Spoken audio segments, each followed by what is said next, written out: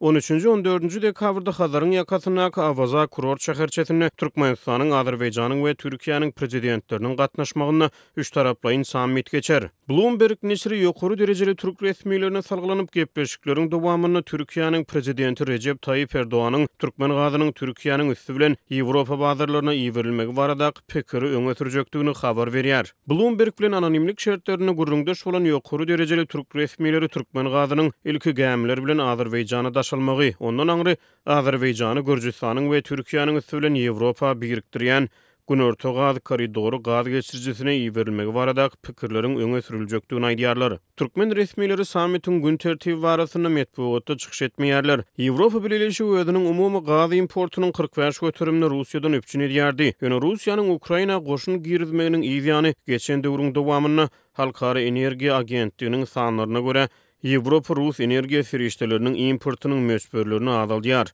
Türkmen gazynyň Ýewropa bazarlaryna iýerilmegi baradaky taslamalar ençeme ýyllardan bäri energiýa ekspertleriniň arasynda aranyp maslahatlaşýardy. Mundan ozal iýulyň başlaryny Aşgabatda sapar edip Türkmenistanyň prezidenti Serdar Berdimuhammedow bilen duşan ýokary derejeli türk resmiýetleri Türkmen gazyny Türkiýe eltmegiň üç ugurunyň işlenilip düzülýändigini ma'lum etdiler. Bu üç alternatiwanyň hatarına Hazar üstü gaz geçirici taslamasy, Türkiýany, Azerbaýjany, Türkmenistany we İran öz üçin alýan gaz swap ulalaşygy ýa-da Türkmen gazynyň subuklandyrylan görnüşde gämler arkaly Hazar deňiziniň üstü bilen Azerbaýjana, ondan aňry gaz geçirjiler arkaly Türkiýe eltilmegi baradaky teklipler agdaldy. Ýokary derejeli türk resmiýetleriniň soňky medeniýet çykyşlary bilen üçünji alternatiwa, ýagny Türkmen gazynyň gämler bilen Azerbaýjana daşalmagy baradaky teklipler goldaw tapýan ýaly bolup görünýär.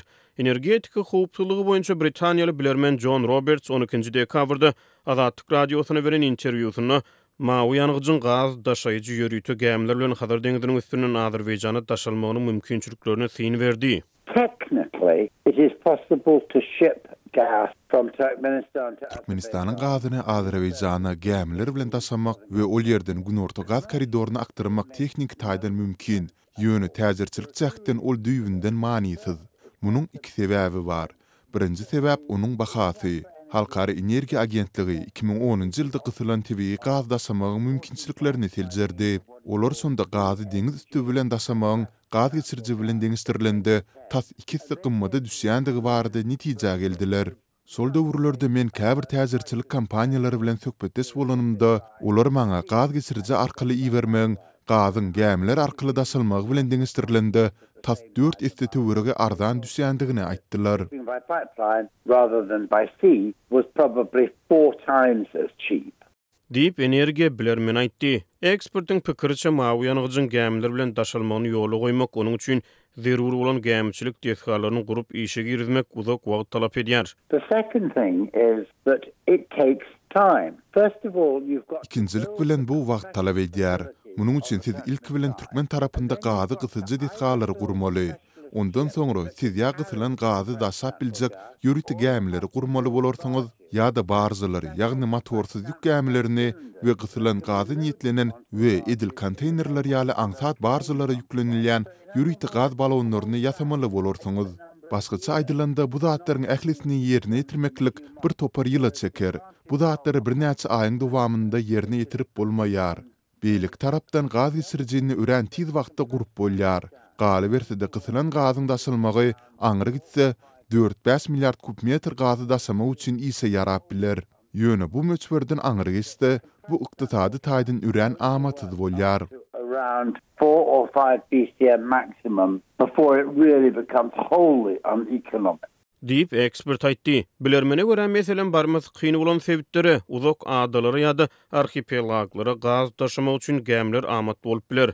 Ýöne Türkmenistan bilen Azerbaýjan arada mawy ýanygyjy Hazaryň üstünden gämi bilen ýygyderli taşymak ören amatsyz bolup durýar. Şeýle Roberts Türkmenistana gysylan gaz taşymak üçin zerur bolan äpet gämileri eger olar ýurt içine ýasap bolmasa, daşary ýurtlardan Hazar deňiziniň Türkmen tarapyna diňe Volga, Don derýa ulgamlarynyň üstünden getirip bolýanlygyny, muňa bolsa Russiýanyň ruhsatynyň zerur bolup durýanyny aýtdy.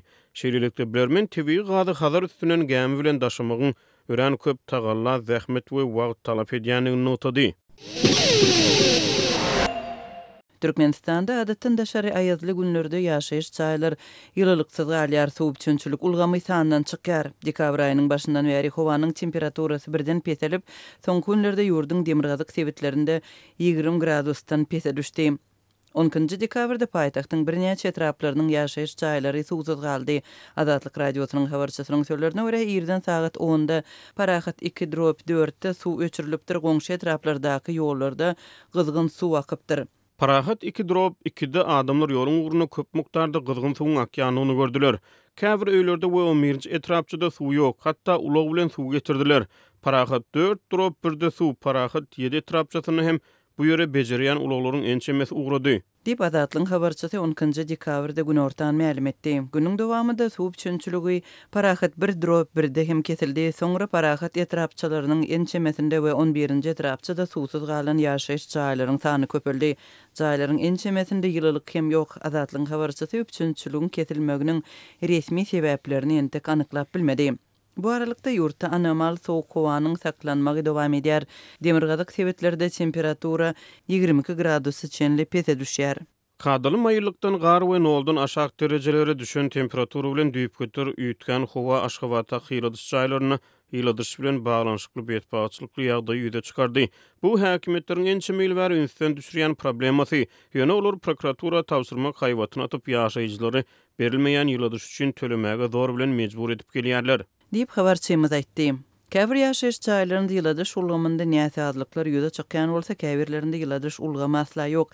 Şeýle jaýlaryň ilaty öýlerine elektrik batareýalary, split sistemalar we beýleki ýyladyş ýanjamlary bilen gyzdyrmaga elektrik we gaz peşlerini ulanyp goşmaça çykda jetmäge mejbur bolýarlar. Türkmenistanyň çäginde adatdan daşary sowuk howa dekabryň başyndan beri ornaşdy. Ýurdun demirgazygynda howa kadadan 14-16 gradus, gün ortasında 6-9 gradus pese düşýär diýip Türkmenistanyň kronikasy neşri ýazýar. Şeýle hem neşir adatdan daşary aýazlyk howa sebäpli goňşy Özbekistanyň Türkmenistandan satyn alýan elektrik togunyň mukdaryny artdyranlygyny ýazýar. Özbekistanyň energetika ministrligine görä bu ýurt Türkmenistandan satyn alýan elektrik toguny 17-18 million kilowat sagatdan 20-21 million kilowat sagata çenli artdyrypdyr.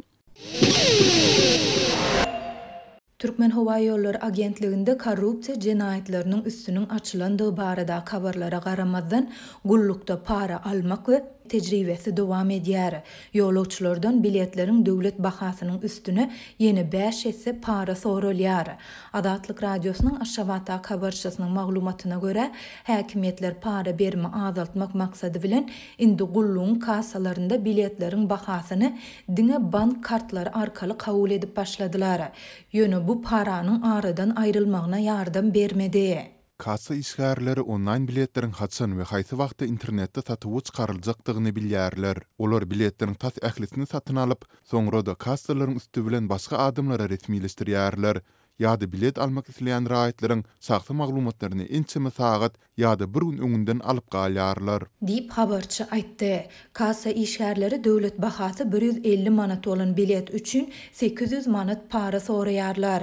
Olar ýolagçylardan biletiň döwlet bahasyny bank karty arkaly, parany bolsa nagd tölemegi talap edýärler. Agentligiň web saýtyndan bilet satyn almak tas mümkin däl.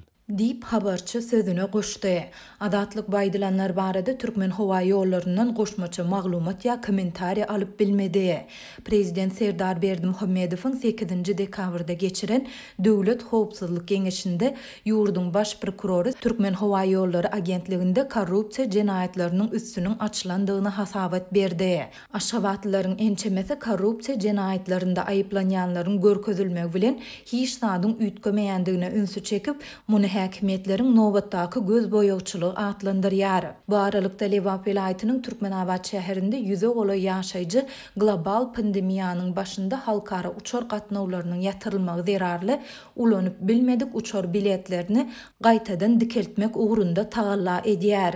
Döwlet telewizionasynyň maglumatlarynyň soň biletleri köýen raýatlar ýene Türkmenabadyň halkara aeroportunyň gazna bölümine bardylar. Olar 2020-nji ýylyň fevral we mart aýlary üçin satyn alan biletleri bilen daşary ýurtlara gidip bilmänliklerini aýdyp biletleriniň gaýtadan dikeldilmegini soradylar. Diýip şol raýatlaryň biri anonimlik şertinde aýtdy. Onuň sözlerine görä pandemiýanyň ilkinji aýlary üçin bilet satyn alan 450 goloý raýat şu ýylyň martyndan bäri biletlerini dikeltmäge çalışýar. Kassa işgärleri halkara uçurlarynyň bölekliğini dikeldilenini aýdyp gatnaňlar dolu dikeldilenden soňra biletleriň dikeldilip berilejekdigini wada berdiler. Olar halkara uçur gatnaňlarynyň 2023-nji ýylyň martyna dolu dikeldiljekdigini aýtdylar. Diýip Türkmen awatly raýat bellidi. Adatlyk uçur biletleriniň töweregindäki kynçylyklar, biletleriň tapdyrmaýandygy we olaryň döwlet bahasynyň üstüne para soralýandygy barada ýyllar boýy habar berip gelýär.